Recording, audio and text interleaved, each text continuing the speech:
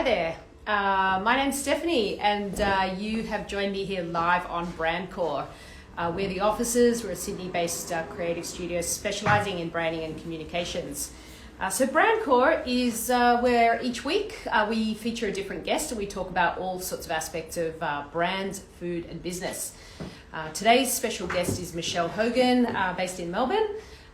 Michel's title is a brand counsel. I can't honestly say I know anyone else called a brand counsel, so I think that's pretty cool for starters.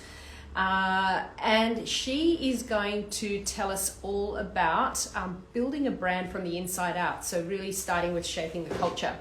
And that's a piece of work that very much complements the strategy that we do here at the offices. So I am going to rustle up Michel. Here she is. How are you? Hello. It's always so funny when those faces pop up. I'm an absolute live Instagram virgin, so I'm thrilled that you're my first live Instagram. It's very strange. We've had some really funny ones where we've had like little tech sort of issues and the internet's dropped out and somebody's Instagram app wasn't up to date, so we had this like 5-minute delay while they had to update their app. Well, you sent me great instructions, so although I did think to go into my Instagram and turn on my microphone because that might have been a problem. Yes. Oh yes, I might have to. Yeah, hopefully Jeffrey can hear me loud and clear because he might have to turn mine up too. But yeah. So, I can see all these people joining. This is amazing. Yes. Yeah, they are. Yeah, well, I recognize a few of them. Yeah, I think my volume's up. That's perfect. Thank you, Jeffrey. I'm thrilled to be here. Oh, well, we're delighted to have you because you and I have had some really interesting conversations over the years, and I know that the very unique perspective you bring to companies is going to be valuable to a lot of other people who haven't had the chance to work with you. We're still trying to find that right fit, right? That'll be fun when we do. Yeah, that's right. So look, just very briefly, we'll start at the beginning. How did you get into this particular niche? Oh, well, I started out, my career started, I'm a designer by training. So I'm a graphic designer by training, and for a number of years I worked in museums and exhibitions, and then I went the usual route and did sort of agency, marketing, communications, all that usual stuff here in Australia. And then I moved over to the United States and was working over there. And over a period of time, I started reading a lot of very different kind of things around how organizations work, what makes them tick, and then coupling that with what I was observing about how organizations actually thought about brand and went about the work. It just seemed there was a gap. Something wasn't gelling for me. It's like, if this stuff's supposed to be so true to who you are, then how come you're redoing it every 3 years? Something doesn't make sense. Mm-hmm. So I started asking different questions, and that led me to eventually abandon the agency, started things all together, and sort of moved down this more sort of counsel advisory path that I've been now on for a while, and really love the fact that I get to ask lots of inconvenient questions that help people dig underneath what they care about. Yeah. Well, we'll hear about some of those in a sec. But there's one mantra that you really hold true, and if you go to your website, you'll see it sort of right there on the first page. Rather than me introducing it and getting the word wrong here or there, do you want to tell me what it is that really underpins your belief and how your clients benefit from this, or how they can work with this? Yeah. So over the years, and it's been a work in progress. So the way I define brand is that brand is the result of the promises you keep. And I arrived at that definition over a period of about a decade, where I was really just, again, thinking about and observing all my clients and everyone out there in the marketplace as well. How are people doing this? When it's done well, when it really gels, when what you see and what you hear and what you experience all sync up, what's going on there? And it really became clear to me that sitting underneath that was this idea of promises, and that this thing that people thought of as a brand, as something you create, was actually a result, that it was this compilation of all of the actions and decisions that an organization makes over time, and that it's this continuing accomplishment, or sometimes an eroding one, depending on what you do with those promises. And I have to give credit where it's due. So the person who first kind of inspired that thinking was a social theorist and consultant and speaker and teacher called Margaret Wheatley.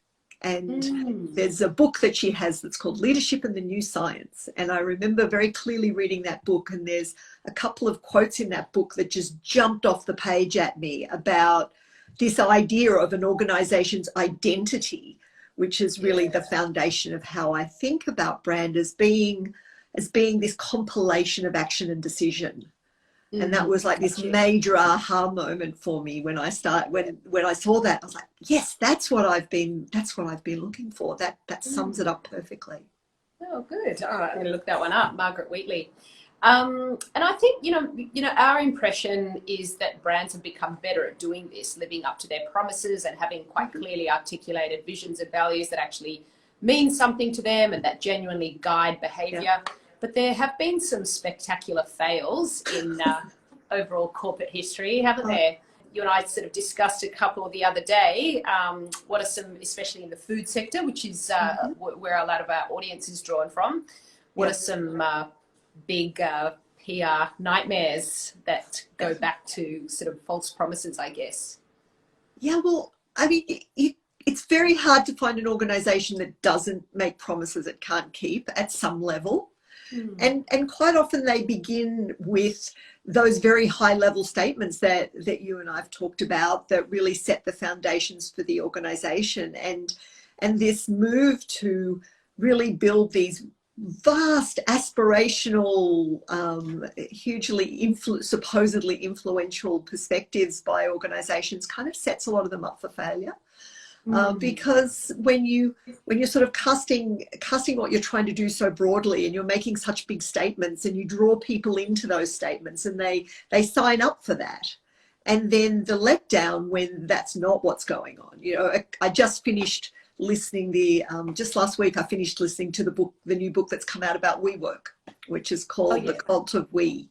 Right. And a fantastic example of an organization that had these vast aspirations, or talked about these vast aspirations, and really none of it was true. Yeah, effectively they were a real estate company, and people buy into that because we want to believe in something. We want to feel like we're doing something that matters. But I think one of the big hoodwinks that's going on is this idea that has to be a grand vision for it to be something that's valuable. I'm a big fan of don't try and change the world. Isn't that interesting? Right. Yeah, just change your world, right? Whatever that is. And if your world is this part of a community doing this thing, be the best there. You don't need to have, it doesn't need to be something that's reaches far and wide. And so I think the foundations for broken promises begin right there. Well with organizations who cast these, who think that they have to have a certain kind of values to be successful. And this is true whoever you are. So we're talking, you guys talk a lot, we talked about food stuff. And I think in food in companies that manufacture or grow or resell or distribute foods, they're subject to a lot of those same trends and some of those same problems as any business is, right? Where something, a big trend that's out there that I'm noticing right now is people are putting collagen in everything.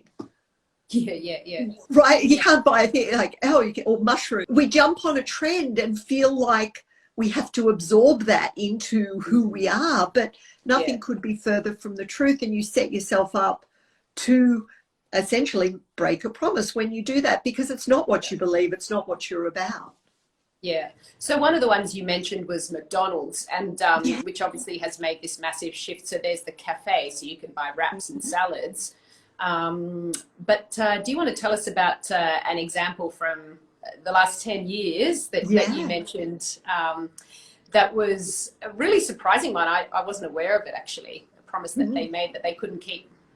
Yeah, well, so for a number of years, McDonald's actually paid the Heart Foundation to be able to use their tick of approval on some of their foods. Right? And they weren't the only ones. McDonald's by far weren't the only ones. Of course. And I think it was about in 2011, they lost those privileges. The Heart Foundation got a lot of flack, rightfully so. For allowing people to basically pay to play. It totally turned something that people had felt was a promise of something that it was a signal, right? So a promise is a signal. It's a signal of intention. So it's like the signal is that this is good for me, that this is actually not going to make me sick and give me a heart attack. You allow someone like McDonald's, who 10 years ago especially, they've made some changes now where, their buns don't have as much sugar in them, and they're starting to do plant-based things, and some of that stuff's moving in the right direction. But I don't think anybody would ever anywhere think of McDonald's as health food or as food that was good for you. And so the disconnect of that was just extraordinary. And it really, rightfully so, Heart Foundation got a lot of blowback, McDonald's got a lot of blowback. I think that might have been one of the things that triggered the star system instead, the health star rating. And what was interesting about that one was that to get a tick of approval, you only needed to have a 3-star health rating, which is, basically if you'd had an apple instead, which does not come with a health star rating, you would have done much better. So I'm a fan of Michael Pollan, who's the food writer, and his book Food Rules, and he's written Omnivore's Dilemma and all sorts of really, really good books. And one of his things is don't buy any food that makes a health claim. Got you. On the packaging, right? So the more health claims something makes on the package, the more likely it is it's trying to hide something, which I think is. When you're talking about promises, right, this is so interesting because those health claims are promises. So what he's essentially saying is don't believe the promises, which is really concerning. Almost sort of says that there's, what can you trust? So I like this saying that says, if you want to be healthy, don't eat anything that your grandma wouldn't have recognized as food. And of course, all of that stuff would be all unpackaged, just anyway, but that's another discussion. But it's interesting, one of the things I think sort of you and I were going back and forth about a little bit is, for example, eggs. Yes. Right? So when you think about promises and claims, these days people are so conscious of the plight of farmed chickens and how so many of them are raised, and so you're consciously trying to make a choice about the eggs that, for example, the eggs that you buy. And so you're looking for eggs that are, however far you go down that road, but are at least you're free to roam, that they have some space, they're not stuck in cages, right? Cage free. And I noticed just the other week when I was in a different shop than I usually am, and they had eggs from different places. And there were 2 that claimed to be free to roam, that were cage free. But the number of chickens per hectare that they listed on the box in terms of sort of representing how ecologically conscious they were was massively different. I think and how different? How many chickens? A factor of 10. It was a factor. Right.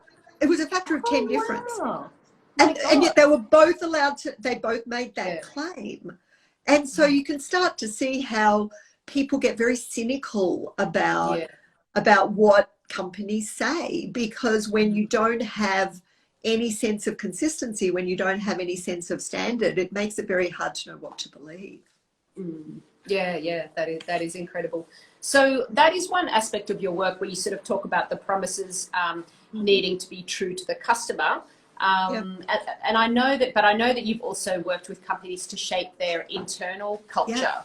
And a couple of months ago when you were in Sydney, you told me a story about a tech company that was claiming to be this sort of touchy-feely tech company, but their culture was actually not like that, and they had a terribly high attrition rate.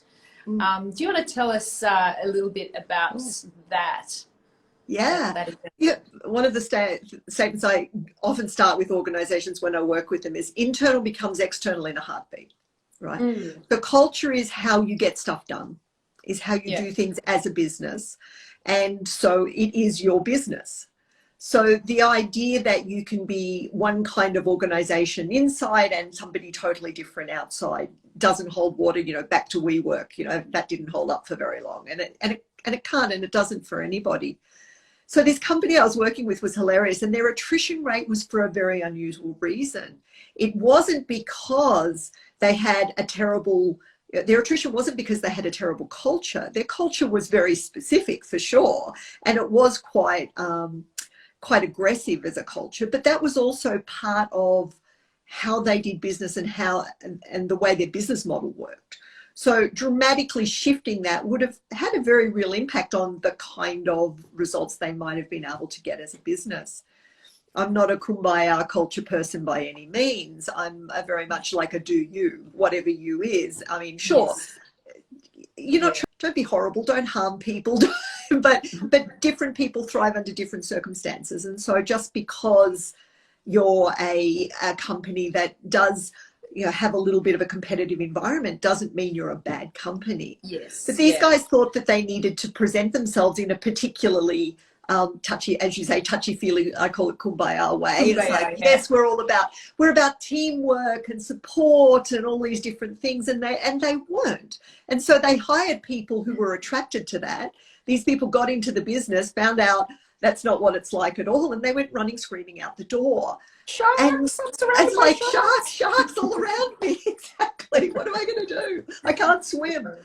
And so we did some work with them to really help them understand the positive side of what they actually believed and embodied and who they were. Sure, it had some dark sides that they needed to manage. Absolutely.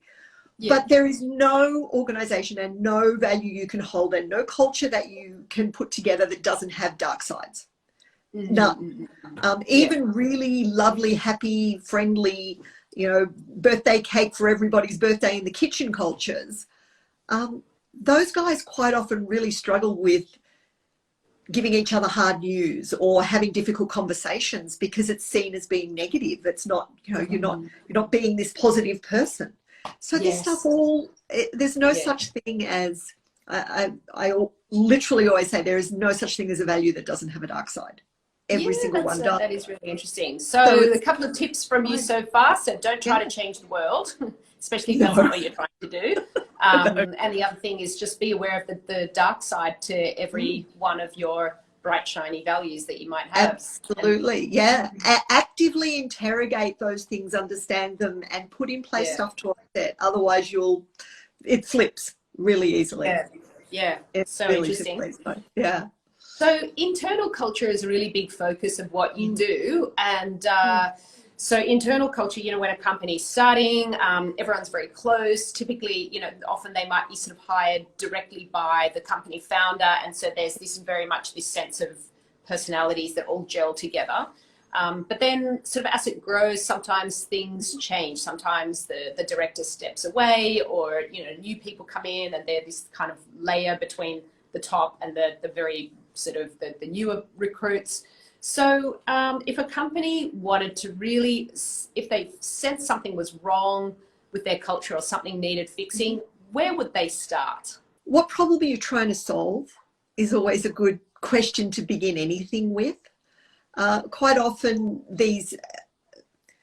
culture change programs inside organizations are actually more about people laying their turf than it is about something that the organization really needs to deal with. So first understand what problem is you're trying to solve.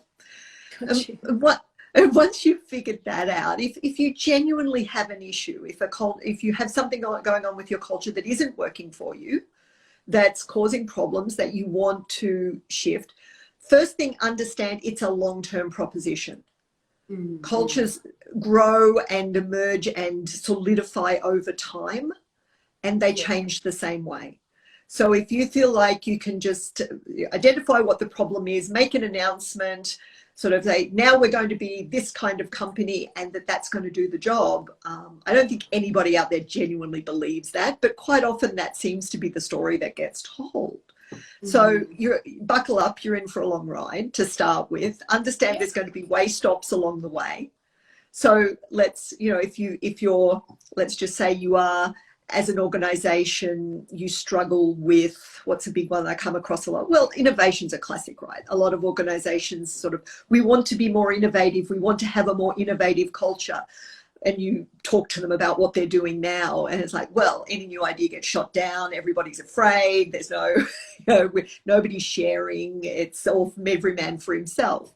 Well, you're not going to flip from that type of organization to one that's fully embracing of the curiosity and creativity that innovation requires, full innovation requires. There's going to be some way stops along the way. So figure out what those way stops need to look like for you, and then mark your successes along the way. And go, wow, look at this. We were here, now we're here. We might not be all the way where we want to be, but we're making progress. And so for organizations who do want to embark on changing any aspect of their culture, I'm a big fan of come up with some measures that you can track along the way that will show progress, even though you haven't reached the Holy Grail yet. You might not be all the way there. Well, so an example might be going back to our sharing, our culture that wants to become a more innovative, creative guys. And right now they're pretty fear-based, and they're not actually sharing. It's every man for himself. So the first thing you might want to tackle is, okay, let's look at when are people given kudos for for an idea. Got you. Yeah. So let's put in place some ways that we can track that. And there's all sorts of different apps and things that you can use to track all sorts of stuff these days, but track the progress of it. It doesn't have to be perfect, but you just sort of start with a baseline and say, so right now we're at 0. Nobody's getting props for anything. Okay, let's look at what's going on. Okay, 6 months time, 3 months time. Well, look at that. 15 people got a shout out last month for a great idea. Those things ripple, and they have an impact beyond that one activity. So that's what a lot of culture change stuff doesn't acknowledge or think about, is you don't have to have this big, wide-reaching program. Sometimes just small changes can actually have an outsized impact. Yeah, that's a great specific example. So I can imagine if anyone out there is trying to do that, you're now going to have 10 other ideas off the back of what Michelle just said. So exactly. That's an awesome one. What's going on in your business? What information are you gathering? What sort of stuff can you gather easily? And just use that. It doesn't have to be low fidelity stuff is really great. Stuff that you put on a piece of paper or that you write on a whiteboard, or that stuff has lots and lots of spreadability, much more so quite often that these very slick, high-end things just don't grab quite so well. Yeah, that is interesting. So you touched on another thing there, which is the fact-finding stage. And that's, of course, a really big part of evaluating your culture, is asking a lot of questions. So I know that can seem quite daunting for some people. They sort of think they've got to do like anonymous qual groups, and they've got to do mystery shopper if they're a retailer. And, and that is this massive insurmountable mountain. But what are some, I guess, tips and also some examples that you can share of where just simple questions asked to a small cohort actually got some great insights for the company? Oh, yeah, absolutely. So a couple of recent ones. Well, one is my go-to question when I'm working with organizations on values. Right. So when we're digging into what are the values, what do we, if it's a startup, what do I want the values to be, is a little bit of a different thing. But if you've been around for a little while and you've been doing things, then you have values. You might not have written them down anywhere, and they might not be what you have got written down. So sort of doing a bit of a dig into what the values of the organization truly are. My go-to question has nothing to do with values, because the minute you ask someone what are your values, they immediately flip to the top 10, right? The stuff that springs to mind: honesty, integrity, trust, teamwork, fun, innovation. Just no. Very rarely. I'm not saying those aren't your values, but yeah, I'm sure there's some colors in there that we need to look for. So the question I ask is, I'll go in and just talk randomly, actually. Quite often I'll just wander around and ask people randomly. Sometimes we do it in just small groups, is when don't people work out around here? So when did someone leave? What was going on? Tell me the story. And so when I get told the story about when people left, in that is what the value truly is. Because people don't, people generally, they get hired because of what they can do. They get fired because, or they leave because of who they are.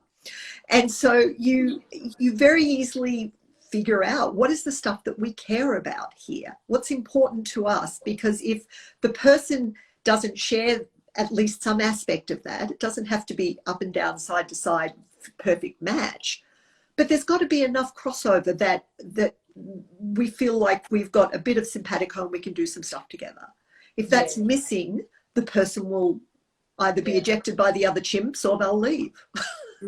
So that's a good starting question if you're trying to find out values, right? And just there's a slew of really good questions that are so simple, of things like, so what do we do? How do we do it? Just answer that question really honestly, not with jargon, not get as detailed and as specific as you can. So what do we do? Well, if we're a food company, right?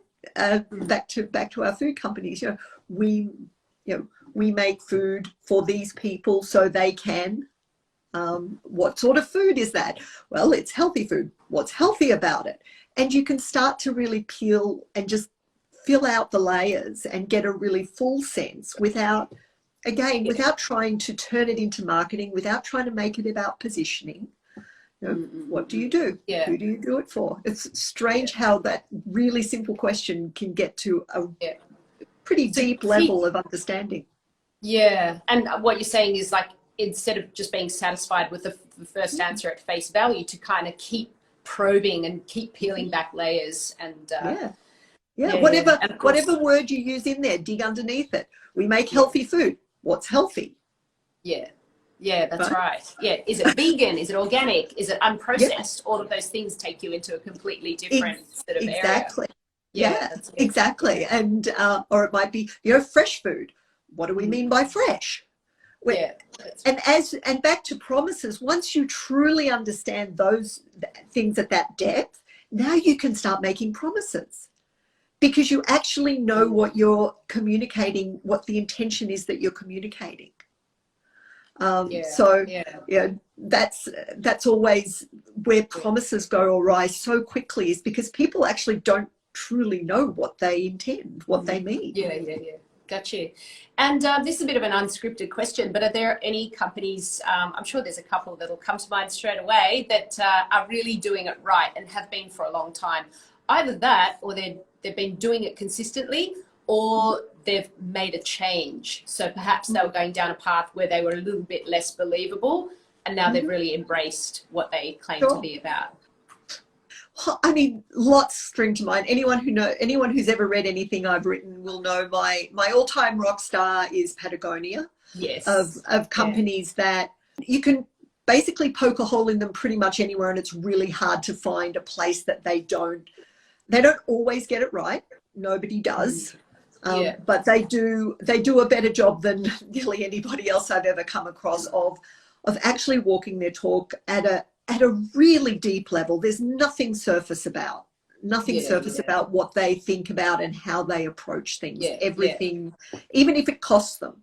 So for me, the true litmus test of an organization who truly believes what it says is, are they willing to hold it even when it's inconvenient or a commercial disadvantage?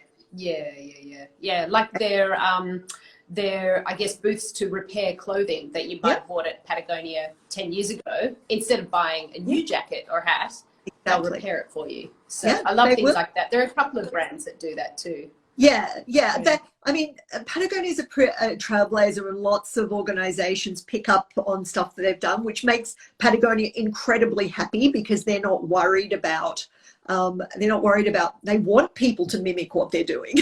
Like they're perfectly upfront about that, right?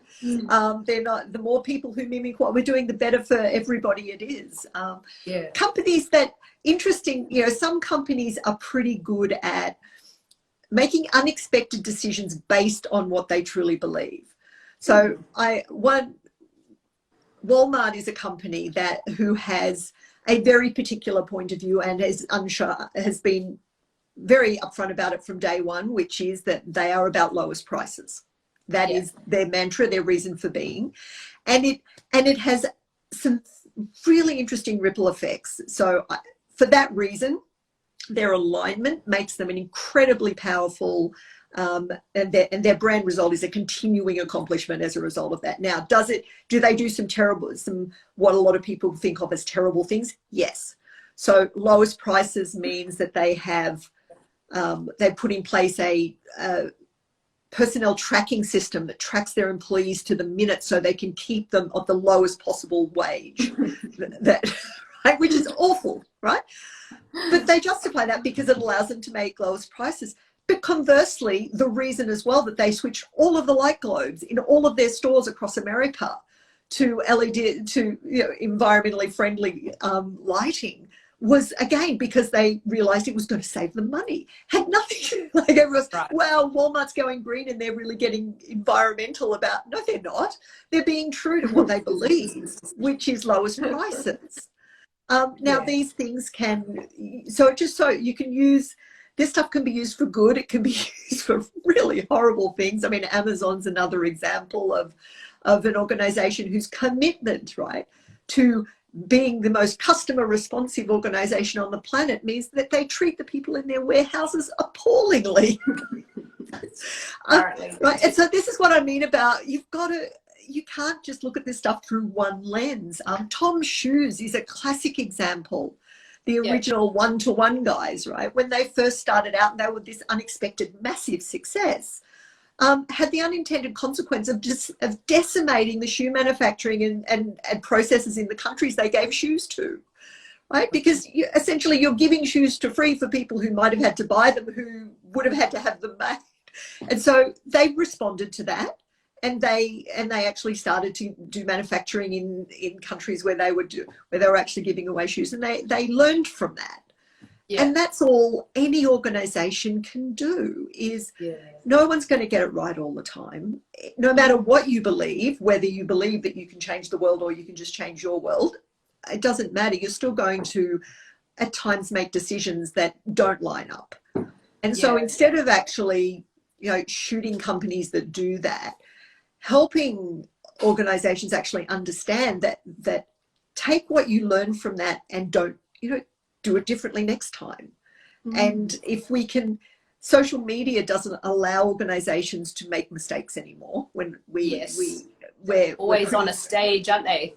That's right. We're not very kind, down from I think I say you're an organization's bad day meets consumers over entitled expectations, like social maelstrom ensues. And it's not healthy. It's not a good way to do it because nobody's right all the time. So that's what I ask food companies. You're dealing with something that people put in their bodies. You're dealing with something that is supposed to nourish and both people and communities and societies.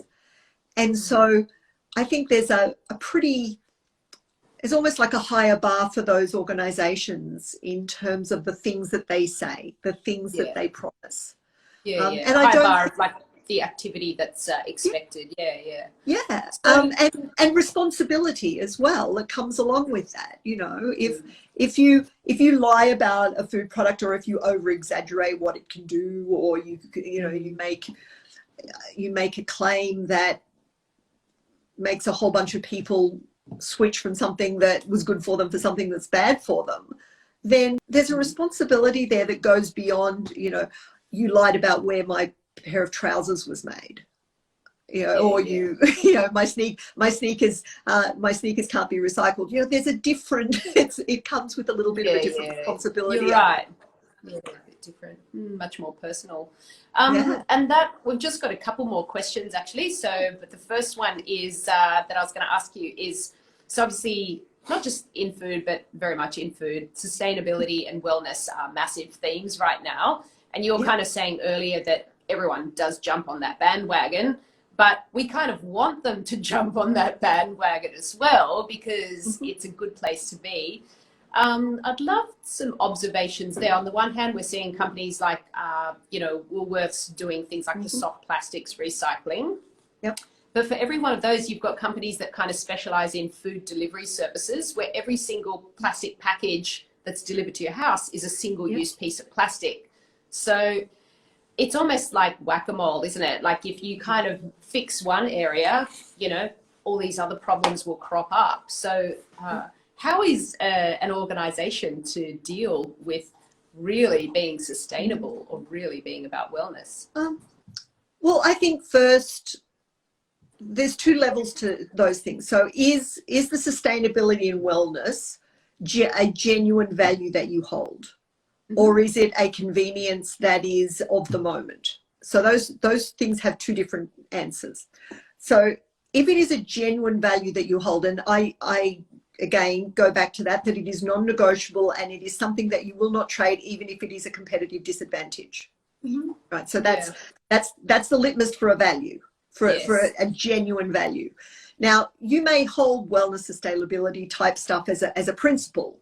In other words, the way I look at that is it's something that is important, but you were willing to trade it. It's not a non-negotiable, right? So for most, or probably maybe a lot might be more accurate, I think that stuff is a principle, not a value. So if it's a principle, then you're looking at what am I willing to trade that for? So if the packaging and the alternate packaging that I have to use to be more sustainable is more expensive, am I willing to trade the price that I can charge or my profit margin on that product for that thing? Yeah. Because that's literally the choice that you're having to make. Yes. Is it important enough for me that I'm willing to do that?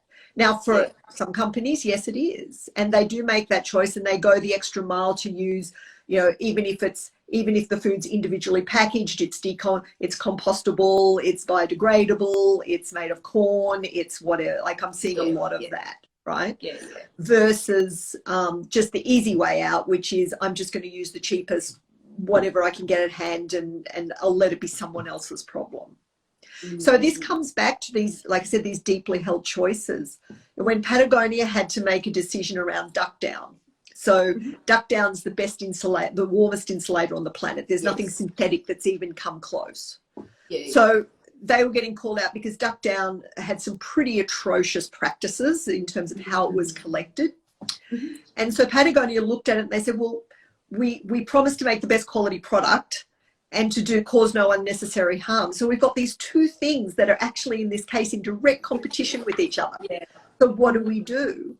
So what they did instead of saying we're not going to use duck down is they said we're going to actually come up with a standard for duck down that is traceable so that we can defend that the only down we use in our products comes from what they call comes from already dead ducks, basically. Right. Or ducks that have been killed for their meat or other, right? Because a lot of the big issue with a lot of down is what they call it comes from live plucking, which is just horrendous. And so they said, no, our down is going to be traceable to a source, and they put a standard in place for that. Now, people might argue, well, they should have just gone synthetic, and they said, this is our stopgap while we try and come up with a synthetic down that's comparable. It's not a perfect answer, but it's the best we can do right now. That's the sort of, like I said, that putting in place that sort of standard costs money. So that's going to make their products more expensive. That's going to cut into their profit margins, but for them it was worth it. That's the sort of wrangling that when it's truly a value, that's the sort of wrangling that those questions create. Very thought-provoking stuff. Thank you. That's another great example. So I guess my sort of final big question is, and again, you and I have talked about this before, is that kind of sense that when you create this type of strategy, a brand strategy or a culture strategy or something like that, you know, what the client gets at the end of it is basically a piece of paper, or, you know, in the digital age, it's a PDF. And so for, I guess, less experienced businesses who don't understand the value of that, they're sort of saying, but hang on, I want a physical asset. I want colors. I want logos. I want brand assets.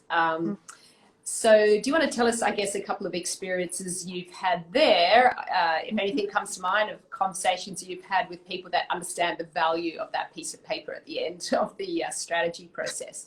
But there is always still that issue, right, of this sense of, well, what is the value of this? And so it's this question of what is the organization going to do with what they get?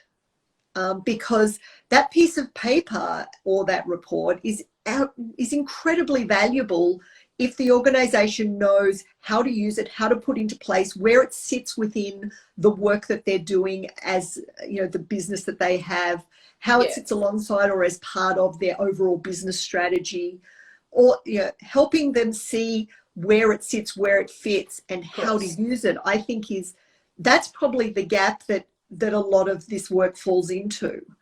Because just giving them the report is not enough. Quite often you've got to help the clients see how to use it and what it can do for them. And it's the discussions along the way, isn't it? It's the clarity that they get. And so, it's a roadmap. You can't really put that into form, but, you know, without that roadmap, they could make some incredibly costly mistakes and limit their own future, limit their own chance of success. So there's a lot to be said for that. Yeah, of course. I was literally sitting in a reception area one day, waiting for a meeting, underneath a poster that said, "Don't walk past someone who needs help," watching dozens of people walk past me on their way to work. I was flabbergasted, literally flabbergasted. Eventually someone stopped and said, "Oh, can I help?" I said, "Well, yeah, I've tried to get in touch with the person I'm meeting with, but I'm not sure if they're at work yet or just not answering their phone."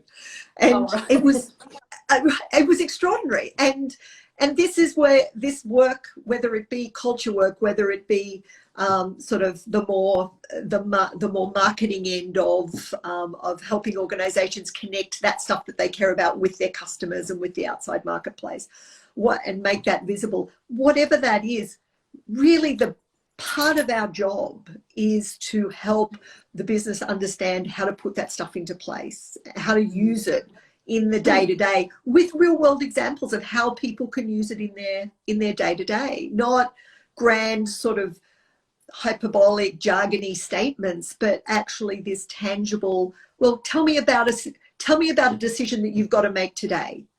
Okay, let's talk through how that value, that purpose, that vision, whatever, can help you make that decision. Yeah, right. Yes, so then that would be an instant connection, wouldn't it? Exactly. Yeah. Like, make it real for people. Too much of this work, I mean, I read, and you see them as well, like we both, like I see these reports that land, and they're lovely, and they've got, like, the language is gorgeous and potentially and sometimes a little bit gag inducing, and you go, you know, you look at that, and I'm like, and if I'm Joe in the warehouse stocking the shelves, there is nothing in this document that is relevant to me. And yet, if I don't get those products on the shelf so that they can go out to the customers, so that when the customer goes to the shop to buy them, they're there, the whole thing falls apart. So I'm more relevant to actually the success of the enterprise than a good measure of what often ends up in those documents. And so that's just something I'd encourage people to really think about is like, how is this, it's not just about being relevant for the guys putting together the marketing campaign. It's about being relevant for every single person. You're right. From the janitor all the way through to the C levels. Yeah. Everywhere. Top, bottom, side to side, the complete suite of unheroic work that goes on in an enterprise is where this plays. Like, that's what actually contributes the most to a brand, and how, and you look at any organization that has a has a reputation or quote unquote a brand that people point at as something they aspire to. Cool. Right? Well, lots to think about there. So I guess for anyone listening who wants to know more about this or where to start, is there a particular book you can point them to, or let's say on your series of articles, so a starting point that they should look at to find out more? Sure. Well, I'm certainly on my website, which is just michelhogan.com. There's a whole article section, you know, pick one and start there. There's one there that's actually entitled about the unheroic work, which is a pretty good place to start. They can always grab a copy of the book, which is literally called The Unheroic Work, about how to achieve a brand result. And that's, at the moment, that's an ebook, either PDF or on Amazon. There'll be a physical version of that available in a couple of weeks, which is exciting. And always I mean, I publish an article regularly. I've got a mail list that people can sign up to get that. That's just it's literally a single article every 2 to 3 weeks. Basically, I give myself that spread because I don't like publishing for the sake of it. I'd actually like to have something to say. I'm on all the socials. I don't use Instagram for work, strangely. This is the first work Instagram use I've ever done. Right.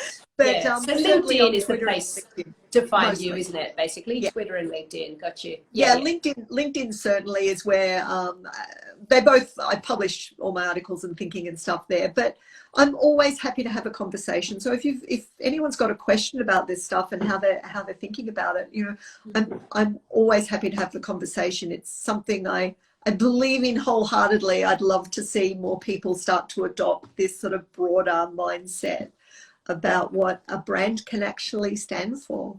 Yeah, that is a perfect place to end it. Thank you so much, Michelle, for such fantastic insights as always. So enjoy the rest of your Friday afternoon. Hope it's a beautiful one in Melbourne. It's a bit overcast here. I'm a bit sadly, but I've been jealously looking at some of my friends in Sydney, because I lived in Sydney for 10 years. So been friends up there, and they've been posting all these beautiful sunny days you've had. I've been so jealous. Yeah, we've definitely hit that spring heat now. So I can't wait for us to get it. At the moment, it's a big old tease. We get a couple of nice days, and then it's back to winter. All right. Well, I hope you have an amazing weekend anyway. We'll see you another time. We'll be in touch. Yeah, look forward to it. And thanks again. It's been a blast. Thanks, Michelle. Bye. All right. And thanks everyone else for watching this week's episode of BRANDCORE. We'll be back next Friday. In fact, we'll be back every other Friday. Do follow us on Instagram, send us a message, send us questions, and we'll see you another time. Have a great weekend, everyone.